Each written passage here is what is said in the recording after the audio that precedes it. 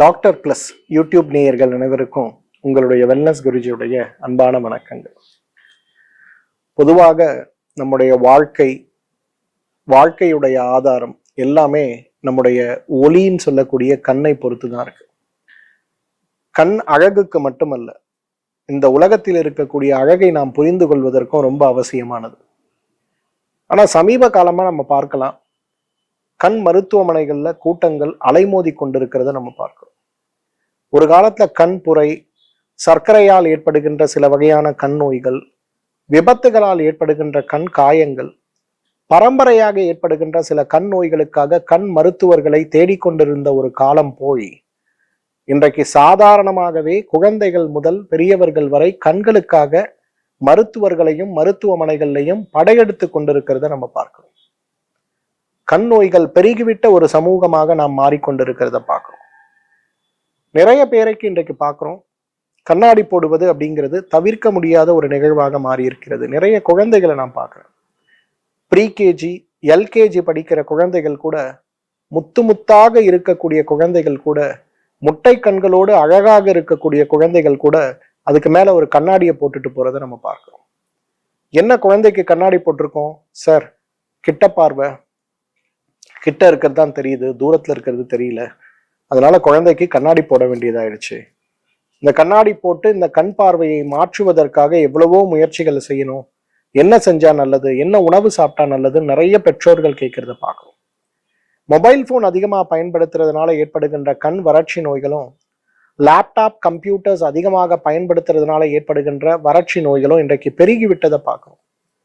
கண் அழுத்த நோயின்னு சொல்லக்கூடிய குளுக்கோமா சார்ந்த நோய்களும், ஆர்பின்னு சொல்லக்கூடிய ரெட்டினைட்டிஸ் பிக்மெண்டோசா சார்ந்த நோய்களும், கோவிட் பெருந்தொற்றால் பாதிக்கப்பட்டு கிட்டத்தட்ட உயிரிழப்பு ஏற்படுகின்ற நிலைக்கு சென்றவர்களுக்கு வேறு வழி இல்லாமல் அதீதமான ஸ்டீராய்டு மருந்துகளை பயன்படுத்தியதால் ஏற்படுகின்ற கண் பார்வை குறைபாடு நோய்களும் இன்றைக்கு சமூகத்தை மிகப்பெரிய அளவில் பாதித்திருக்கிறத பார்க்கிறோம். நோய்த்தன்மையை மாற்ற, உடலுடைய ஆரோக்கியம் சார்ந்த விஷயங்களை மாற்ற நாம் எடுக்க வேண்டிய முயற்சிகள் அப்படிங்கிறது இன்றைக்கு வெறும் மருந்துகள் சார்ந்த முயற்சியாக இல்லாமல் கண்ணுடைய ஆரோக்கியத்தை பாதுகாக்க நாம் செய்ய வேண்டிய 10 முயற்சிகளை பற்றி தான் இன்றைக்கு உங்களோடு நான் பகிர்ந்து கொள்ள போகிறேன். ஃபர்ஸ்ட், த ஃபார்மோஸ்ட், முதல்ல எண்ணெய் தேய்ச்சி குளிக்கணும். இன்னைக்கு நம்ம எல்லாருமே கண் நோய் அப்படின்னு வரும்போது தான் டாக்டரை தேடி போடுறோமே தவிர, கண்ணு எரிச்சல் வரும்போது, கண்கள்ல வறட்சி வரும்போது, கண்கள்ல பாதிப்புகள் ஏற்படும் போது நம்ம இந்த கண்கள்ல இருக்கக்கூடிய பாதிப்புகளை மாற்றுவதற்கு, தடுப்பதற்கு பிரிவென்டிவ் வெல்னஸ்ன்னு சொல்லக்கூடிய கண் ஆரோக்கியத்திற்கு எடுக்க வேண்டிய முயற்சிகள்ல முதலாவது முயற்சி எண்ணெய் தேய்த்து குளிப்பது தான். பெண் குழந்தைகளாக இருக்கும்போது, பெண்களாக இருக்கும்போது செவ்வாய் வெள்ளியும், ஆண்களுக்கு புதன் சனிங்கிற மாதிரி 2 நாட்கள் உச்சந்தலையிலிருந்து உள்ளங்கால் வரை நல்லெண்ணெயை அறக்க பறக்க தேய்த்து அரை மணி நேரம் அமர்ந்து வெந்நீரில் குளிங்களேன்.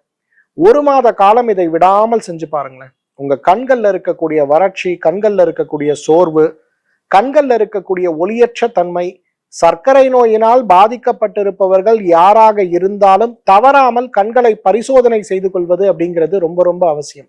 இதை நாம் புரிந்து கொள்ள வேண்டும். நம்மில் நிறைய பேருக்கு நான் பார்க்கிறேன், கண்களுடைய ஆரோக்கியத்தை பற்றி கவலையற்று, உடல் சூடை அதிகரித்து கண்கள்ல பாதிப்பு வந்த பிறகு கண் நோய் குணப்படுத்த வழியில்லையான்னு கதறி கொண்டிருக்கக்கூடியவர்கள் நிறைய பேரை பார்க்கிறேன். அதனால இன்றைக்கு கண் ஆரோக்கியம் வேணும்னு நினைக்கிறவங்க நம்ம யாரா இருந்தாலும் பெரிய அளவுல மெனக்கிடணும்னு அவசியமே இல்லை. எண்ணெய் தேய்த்து குளிங்க. நல்லெண்ணெய் அல்லது தேங்காய் எண்ணெயை உச்சந்தலையிலிருந்து உள்ளங்கால் வரை தேய்த்து அரை மணி நேரம் 1 மணி நேரம் கழித்து வெந்நீரில் குளிக்க முடியுமான்னு பாருங்க. மிகப்பெரிய அளவுல உடல் மாற்றம் ஏற்படுவதை பார்க்க முடியும். இரண்டாவது, கண் நோய்களுக்கும் ஊட்டச்சத்து குறைபாடுகளுக்கும் நிறைய சம்பந்தங்கள் உண்டு. விட்டமின் ஏ சார்ந்த சத்துக்கள், விட்டமின் B12 சார்ந்த சத்துக்கள், விட்டமின் B6 சார்ந்த சத்துக்கள், செலினியம் சார்ந்த சத்துக்கள், மெக்னீசியம் சார்ந்த சத்துக்கள், சோடியம் பொட்டாசியம் சார்ந்த சத்துக்கள் நம்ம உடம்புல சம அளவில் இருக்கும்போது கண் ஆரோக்கியம் சீராக இருக்கிறத நம்ம பார்க்க முடியும்.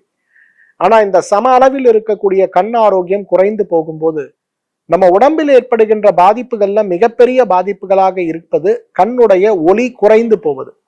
கண் பார்வையற்ற நிலை ஏற்படுவது கிடையாது, கண் ஒளி குறைந்து போகக்கூடிய ஒரு நிலையில இருக்கிறத நம்ம பார்க்கிறோம். அப்ப நம்ம உடம்புல சத்து குறைபாடுகள் ஏற்படாதவாறு நம்முடைய உணவு முறைகளை மாற்றிக்கொள்ள வேண்டியது ரொம்ப அவசியம். பொன்னாங்கண்ணி கீரைன்னு ஒண்ணு இருக்கும், கரிசலாங்கண்ணி கீரைன்னு ஒண்ணு இருக்கும். இந்த பொன்னாங்கண்ணி கீரை எல்லாம் இன்னைக்கு சாப்பிட்ற பழக்கமே யாருக்கும் இல்லாம போச்சு. பொதுவா பொன்னாங்கண்ணி கீரையை பற்றி வருகின்ற ஒரு சித்தர் பாடல், 48 நாட்கள் பொன்னாங்கண்ணி கீரையை உணவாக அல்ல மருந்தாக சாப்பிடுகின்ற ஒரு வழக்கம் வைத்துக் கொண்டோமேயானால் பகலிலும் நட்சத்திரங்களை பார்க்கக்கூடிய அளவுக்கு கண் ஒளி நன்றாகுங்கிற அளவுக்கு சித்தர்களுடைய வாக்கு இருக்கிறத பார்க்கும். அப்ப பொன்னாங்கண்ணி கீரையை நம்ம எல்லாம் சாப்பிட்றோமா? கிடையவே கிடையாது. அதே போல கரிசலாங்கண்ணி கீரையை நம்ம சாப்பிட்றோமா? அதுவும் கிடையாது. இந்த சென்ற வாரம் ஒரு அம்மா ஒரு நோய்க்காக வந்திருந்தாங்க. நான் அவங்களை கூப்பிட்டு கரிசலாங்கண்ணி கீரை சாப்பிடுங்க அப்படின்னு. ஐயோ, கரிசலாங்கண்ணி கீரை யாராவது சாப்பிடுவாங்களா சார்? என்ன சார் சொல்றீங்க? அதெல்லாம் அரைச்சி தலையில தானே தேய்ப்பாங்க அப்படின்னாங்க. அதிர்ச்சியா இருந்தது எனக்கு. இத்தனைக்கும் அவங்க சைவ குடும்பத்தை சார்ந்தவர்கள், திருநெல்வேலி மாவட்டத்தை சார்ந்தவர்கள். அங்கெல்லாம் உணவுக்கு ஒரு பெரிய முக்கியத்துவம் உண்டு, இன்றளவும் உண்டு. பட் கேட்கும்போது எனக்கு அதிர்ச்சியா இருந்தது. அப்பதான் நான் சொன்னேன், கீரைன்ற பேர் வைத்து சாப்பிடக்கூடிய அனைத்துமே உடலுக்கு தாமா, வெளிப்புற பிரயோகத்துக்கு கிடையாது. அதனால நிச்சயமா நீங்க பொன்னாங்கண்ணி கரிசலாங்கண்ணி கீரையெல்லாம் விடாம சாப்பிடுங்க, மணத்தக்காளி கீரை சாப்பிடுங்க அப்படின்னு சொல்லியிருந்தேன். மூன்றாவது, கண் ஒளி நன்றாகணும்னா 15 நாளைக்கு ஒரு முறை ஃபாஸ்டிங் இருக்கணும். உபவாசம் அப்படிங்கிறது ரொம்ப முக்கியங்க. இந்த ஏகாதசி விரதத்துடைய பயன்களை பற்றி நிறைய முறை நான் சொல்லியிருக்கேன். இந்த ஏகாதசி விரதம் இருந்தா நீண்ட ஆயுளோட இருப்போமா அப்படின்ற ஒரு கேள்வி. போன வருஷம் ஜப்பான்ல இருந்து ஒருத்தருக்கு நோபல் பிரைஸ் கொடுத்தாங்க. எது கொடுத்தாங்க தெரியுமா? பட்டினி கிடக்கும் போது நம்ம உடம்பு என்ன பண்ணுதுன்னா, பாதி வேலை செய்யாத திசுக்களையும் இறந்த திசுக்களையும் அழித்து அதில் இருக்கக்கூடிய ஆற்றலை எடுத்து உடலுடைய இயக்கத்திற்கு பயன்படுத்துகிறது. அப்ப நம்ம உடம்புல ஒரு கண் ஒளிக்கு தேவையான 100 அணுக்கள்ல 90 அணுக்கள் பலவீனமா இருக்கு அப்படின்னா, நீங்க ஃபாஸ்டிங் இருக்கீங்கன்னா உடம்பு அந்த 90 அணுக்களை அழித்து புதிய அணுக்களை உற்பத்தி செய்யும் போது உங்களுக்கு அந்த அணுக்கள் சீரான அணுக்களாக உற்பத்தி ஆகும்.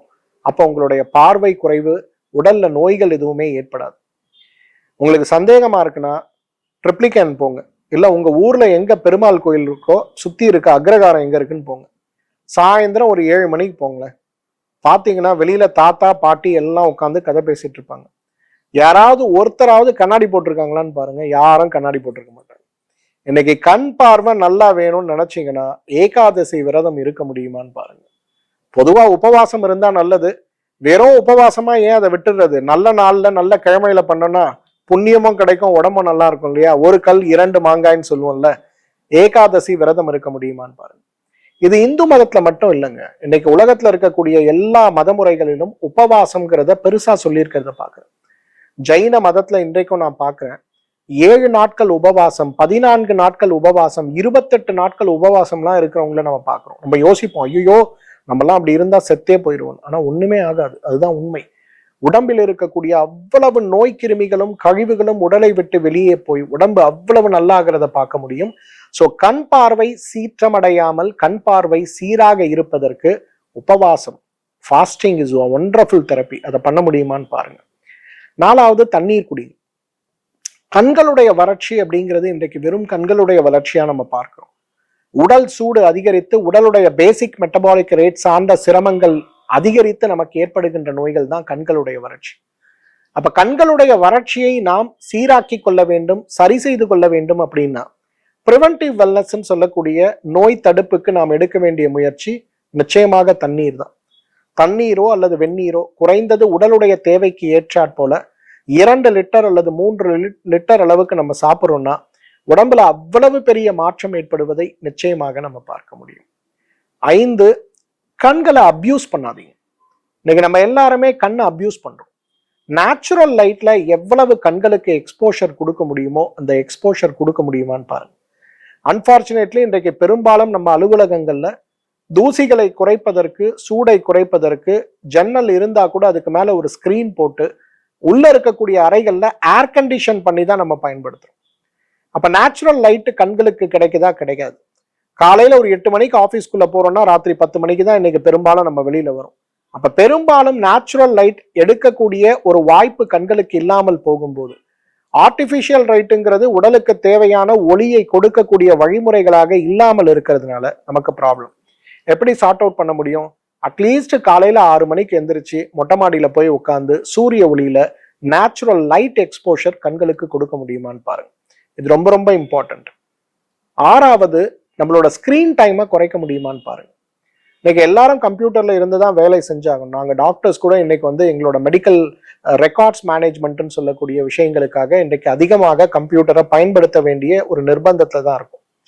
ஆனா இப்படியே முறைச்சு பார்த்துட்டு இருக்காம 5 நிமிஷம் இப்படி பார்த்தோம்னா கண்களை திருப்புங்க. ஒவ்வொரு நிமிஷத்துக்கு ஒரு முறை கான்சியஸா கண்களை பிளிங்க் பண்ணக்கூடிய பழக்கத்தை கொண்டு வாங்க. இல்ல 8 நிமிஷம் ஸ்கிரீன் பாக்குறீங்கன்னா 4 நிமிஷம் ஸ்கிரீன் பார்க்காதீங்க. இந்த மாதிரி விஷயங்களை செய்யும் போது ஸ்கிரீன் டைம் குறைய ஆரம்பிக்கும் போது கண்களுடைய ஆரோக்கியம் மேம்படுவதை பார்க்கலாம். என்னதான் ஆக்குபேஷனல் ஹசார்ட் இருந்தா கூட ஒரு அளவுக்கு மேல் கண்களுக்கு பாதிப்பு ஏற்படாமல் இருப்பதற்கு அது உதவி செய்யறத பார்க்க முடியும். ஏழாவது, கண் நோய் இருக்குன்னா உடனடியா போய் பரிசோதனை செய்து கொள்றத பாருங்க. இன்னைக்கு பெரும்பாலும் நம்ம எல்லாரும் இக்னோர் பண்ணக்கூடிய விஷயம், டெய்லி லைஃப்ல நமக்கு ப்ராப்ளம் வருகின்ற வரை நம்ம யாரும் கண்களை பற்றி கவலைப்படுவது கிடையாது. கண்கள்ல ஒரு வறட்சி வருது, வலி வருது, ஒரு சிவப்பு நிற மாற்றம் வருது, உடனடியாக மருத்துவரை போய் பார்த்து கண்கள்ல என்ன நடக்குது அப்படிங்கிறத புரிந்து கொள்ளணும். ஒரு கண் மருத்துவரை பார்க்க உங்களுக்கு ஒரு சங்கோஜம் இருக்குன்னா ஒரு ஆயுர்வேத சித்த மருத்துவரையாவது சந்தித்து, ஒரு இயற்கை மருத்துவரையாவது சந்தித்து, ஏன் இப்படி ஆகுது, என்ன வாதமா பித்தமா கபமா, எப்படி நான் இதை புரிஞ்சுக்க முடியும், இல்ல உடனடியா நான் போய் கண்களுக்கு ஏதாவது செய்யணுமா அப்படிங்கிற விஷயத்த புரிஞ்சுக்கணும். எட்டாவது, எண்ணெய் தேய்த்து குளித்தல் அப்படிங்கிறது எப்படி கண் நோய்க்கு ரொம்ப முக்கியமானதோ அதே போல கண்களுக்கு பலன் கொடுக்கக்கூடிய அளவுக்கு உணவிலும் சரி வாழ்வியல் முறையிலும் சரி நல்ல மாற்றங்களை கொண்டு வர வேண்டும். அதுல ரொம்ப முக்கியமானது எதுனா கண்டதையும் சாப்பிடக்கூடாது. எனக்கு வந்து ஒரு ஏரேட்டட் ட்ரிங்க், ஒரு கோலா ட்ரிங்க் நீங்க குடிக்கிறீங்க அப்படின்னா அதுல போட்டிருக்கக்கூடிய கெமிக்கல்ஸே உங்களோட கண்களை பாதிக்கும். இது நம்ம எல்லாருக்குமே தெரியும், இருந்தாலும் நம்ம அதை சாப்பிட்றோம். ஒரு சிப்ஸ் பாக்கெட் கடையில இருந்து வாங்கி சாப்பிட்றோம். அது எப்ப பேக் பண்ணதுன்னு பாருங்க, 3 மாசத்துக்கு முன்னாடி பேக் பண்ணதா இருக்கும். கீழே பாருங்க எக்ஸ்பைரி, பேக் பண்ண டேட்ல இருந்து 2 வருஷம் கெடாதுன்னு போடுவோம். அது எப்படி ஒரு பொருள் 2 வருஷம் கெடாம இருக்க முடியும்? அப்ப அதுல போடக்கூடிய கெமிக்கல்ஸ்லாம் என்ன ஆகும்? கடுமையான பாதிப்பை நமக்கு உருவாக்கும். இந்த மாதிரி விஷயங்களை எப்பொழுதாவது ஒரு முறை செய்வதே தவறு அப்படின்னு சொல்லும் போது, இன்னைக்கு பள்ளிக்கூடம் போற பிள்ளைங்களுக்கெல்லாம் டெய்லி ஸ்நாக்ல சிப்ஸ் பாக்கெட் தான் கொடுத்து அனுப்பிச்சிட்டு இருக்கும். அப்ப 10 வயசுல அந்த பிள்ளைக்கு கண் பார்வை எப்படி நல்லா இருக்கும்? கண் நோய்கள் வருமா வராதா? நிச்சயமா வரத்தானே சொல்லுங்க. கேக் கடைக்கு போறோம், அழகா மஞ்சள் கலர்ல, ப்ளூ கலர்ல, சிவப்பு கலர்ல கேக் வச்சிருக்கோம். பார்ப்பதற்கே கண்கள் கூசக்கூடிய அளவுல கேக் இருக்கு. அப்ப கேக் எப்படி வரும்? அந்த கலர்ஸ் எல்லாமே இடிசின்னு சொல்லக்கூடிய எண்டோக்ரைன் டிஸ்ட்ரப்டிவ் கெமிக்கல்ஸ் தானே அதுல இருக்கு. அப்ப அது என்ன பண்ணுது? நமக்கு நிறைய நோய்களை உருவாக்குகிறது, குறிப்பா கண் நோய்களை உருவாக்குகிறது. அப்ப பதப்படுத்தப்பட்ட உணவுகளையும் பாக்கெட்டுகளில் அடைத்து வைக்கக்கூடிய உணவுகளையும் 100% நிறுத்தக்கூடிய வகையில நம்முடைய உணவு முறைகள் வாழ்வியல் முறைகளை வச்சுக்கிட்டோம்னா கண் நோய்களை தடுக்கவும் முடியும், குணமாக்கவும் முடியும். 9வது ரொம்ப முக்கியமானது, இன்றைக்கு நம்ம உடம்புல இருக்கக்கூடிய கழிவுகளை நீக்கணும். டீடாக்ஸ் அப்படின்னா வெறும் வயிற்றுல இருக்கக்கூடிய கழிவுகளை நீக்குவது கிடையாது. டீடாக்ஸ் அப்படின்னா உச்சந்தலையிலிருந்து உள்ளங்கால் வரை இருக்கக்கூடிய கழிவுகளை நீக்குவது. பொதுவா நம்ம மருத்துவமனையில பிரிவென்டிவ் வெல்னஸ் அப்படின்னு சொல்லுவோம். நோயற்ற வாழ்க்கைக்கு நீங்க எடுத்துக்க வேண்டிய முயற்சிகள்ல நிச்சயமா இருக்கிறது எது அப்படின்னு பாத்தீங்கன்னா இந்த கழிவு நீக்கம் தான். இந்த கழிவு நீக்கம் உடம்ப வாதமா பித்தமா கபமான்னு பார்த்து உடம்புல இருக்கக்கூடிய நோய்த்தன்மை என்னங்கிறத புரிந்து அந்த நோய்த்தன்மையை மாற்றுவதற்கு 6 நாட்களுக்கு மருந்தூட்டப்பட்ட நெய்களை கொடுத்து 7ஆம் நாள் காலையில் வேதிக்கு மருந்து கொடுக்கக்கூடிய ஒரு வழக்கத்தை நாம் உருவாக்கும் போது உடம்பில் இருக்கக்கூடிய கழிவுகள் அனைத்தும் வெளியில போகும்போது அணுக்களுடைய புத்துணர்ச்சி ஏற்பட்டு அதுவே ஒரு பெரும் மாறுதலை நமக்கு ஏற்படுத்தக்கூடும். டீடாக்ஸ் அப்படிங்கிறது கண் ஆரோக்கியத்திற்கு ரொம்ப ரொம்ப தேவை. ஆர்பின்னு சொல்லக்கூடிய ரெட்டினைட்டிஸ் பிக்மெண்டோசான்னு சொல்லக்கூடிய பரம்பரை நோயோட பாண்டிச்சேரியில இருந்து ஒரு டிரைவர் என்ன முதல்ல அவர் 2002ல சந்திச்சார். அவர் 2002ல சந்திக்கும் போதே அவருக்கு 50% தான் பார்வை. ரெட்டினைட்டிஸ் பிக்மெண்டோசான்றது என்னன்னு பாத்தீங்கன்னா நம்ம இப்ப இப்படி பாக்குறோம்னா பறந்து விரிந்து பாக்குறோம்ல, இது கொஞ்சம் கொஞ்சமா குறைந்து வந்து கடைசியில ஒரு புள்ளியா மாறி கண் பார்வையை இழந்து போகக்கூடிய ஒரு நோய் தான் ஆர்பின்னு சொல்லக்கூடிய நோய். இன்றைக்கு கண் சார்ந்த ஆராய்ச்சிகள்ல உலகத்துல இருக்கக்கூடிய மிகப்பெரிய சயின்டிஸ்ட் எல்லாம் மண்டையை போட்டு குழப்பிக்கிட்டு இருக்கக்கூடிய ஒரு நோய், தீர்வு கண்டுபிடிக்க முடியாம செதறி கொண்டு இருக்கக்கூடிய நோய் ஆர்பி தான். ஆனா அவர் அன்னைக்கு பார்த்ததுல இருந்து இன்னைக்கு வரையிலும் வருஷத்துக்கு ஒரு முறை டீடாக்ஸ் எடுத்துட்டு இருக்காரு. இன்னைக்கு அவர் டிரைவரா ஒர்க் பண்ணிட்டு இருக்காரு. அவரோட பார்வை குறையாம இவ்வளவு நாள் இருப்பதற்கு காரணம் என்னன்னா அந்த டீடாக்ஸ் தான். வேற எந்த மருந்தும் அவருக்கு கிடையாது. டயட் கொடுத்துருக்கேன், கண்ணுக்கு எக்ஸசைஸ் கொடுத்துருக்கேன், உணவு முறைகள்ல இருந்து உடற்பயிற்சியில இருந்து சொல்லி கொடுத்துருக்கேன். அவர் ரொம்ப யங், இப்பதான் ஒரு 49 வயசு ஆச்சு அவருக்கு. அவர் என்னை பார்க்க வரும்போது அவரோட 25 வயசுல இருந்தார். இத்தனை வருஷத்துலயும் பாத்தீங்கன்னா கரெக்டா அதை ஃபாலோ பண்ணிட்டு இருக்காரு. அந்த பியூட்டி என்னன்னா, அவரை என்னைக்கு முறை நான் என்னைக்கு பார்த்தனோ இன்னைக்கு வரையிலும் அப்படியே எங்க இருக்கு. அவருக்கு இந்த பழக்கங்கள் அவ்வளவு உதவி செஞ்சிருக்கு. ஸோ டீடாக்ஸ் பண்ணும்போது கண் நோய்களும் குறையும் அப்படிங்கிறத தடுக்கவும் முடியுங்கிறத நம்ம புரிஞ்சுக்கணும். சார் இதெல்லாம் என்னால பண்ண முடியாது சார், எனக்கு வேற ஏதாவது சிம்பிளா சொல்லுங்கன்னா, பிரிட்ஜி மாத்திரைகள். இந்த பிரிட்ஜி கேப்சூல்ஸோட வேலை என்னன்னா, டீஜெனரேஷன், உடலுடைய தேய்மானத்தை குறைத்து ரீஜெனரேஷன், புதிய செல்களுடைய உற்பத்தியை தூண்டக்கூடிய சிறந்த மருந்து எதுனா பிரிட்ஜி மாத்திரைகள். இன்றைக்கு கண் நோய்களாக இருக்கட்டும், மூளை சார்ந்த நரம்பு நோய்களாக இருக்கட்டும், ஏன் புற்றுநோய்களாக கூட இருக்கட்டும், அந்த இடங்கள்ல இறந்த திசுக்களுடைய அளவு அதிகரித்து புதிதாக உருவாக்கக்கூடிய திசுக்களோட அளவு குறைந்து போய் நமக்கு உருவாக்கக்கூடிய சிரமத்தை மாற்றக்கூடிய சிறந்த ஒரு சிகிச்சை எதுனா அந்த பிரிட்ஜி மாத்திரைகள் தான். இதை காலையில ஒன்று ராத்திரி ஒன்று உணவுக்கு முன்பு சாப்பிட்டாலே போதும், கண் ஆரோக்கியம் மிகப்பெரிய அளவில் மேம்படுவதை பார்க்க முடியும். ப்ரிவென்டிவ் ஹெல்த்ங்கிறது ரொம்ப ரொம்ப முக்கியம். வரும் முன் காப்போம். கண்ணு கெட்டு போன பிறகு சூரிய நமஸ்காரம் பண்றது எந்த வகையில பிரயோஜனம் இல்லாத ஒரு விஷயமோ, அதே போல கண் நோய்களை வரவழைப்பதற்கான வாழ்வியல் முறையை வச்சுக்கிட்டு நம்ம கண் நோய் வரக்கூடாதுன்னு கவலைப்படுவது அப்படிங்கிறது அதே அளவுக்கு ரொம்ப முட்டாள்தனமான ஒரு வேலை. அப்ப நம்ம கண் நோய்களை காப்பாற்றணும் அப்படின்னா இந்த பிரிட்ஜி மாத்திரையை தவிர மீதி 9 விஷயமும் நம்ம செய்யக்கூடியதுதான். நம்மளால செய்ய முடியல, நம்ம தான் கெட்டு குட்டிச்சவரா போயிருக்கோம்னா, அட்லீஸ்ட் அடுத்த தலைமுறை இந்த குழந்தைகளுக்காவது நல்ல பழக்கத்தை கற்றுக் கொடுத்து கண் ஒளியை மீட்டு நீண்ட ஆரோக்கியத்தோட அவங்களை வாழ வைப்பதற்கான முயற்சிகளை நம்ம செய்யணும். மீண்டும் மற்றும் ஒரு நிகழ்ச்சியில உங்களை சந்திக்கிறேன். அதுவரை உங்களிடமிருந்து விடைபெறுவது உங்களுடைய வெல்னஸ் குருஜி. நன்றி, வணக்கம்.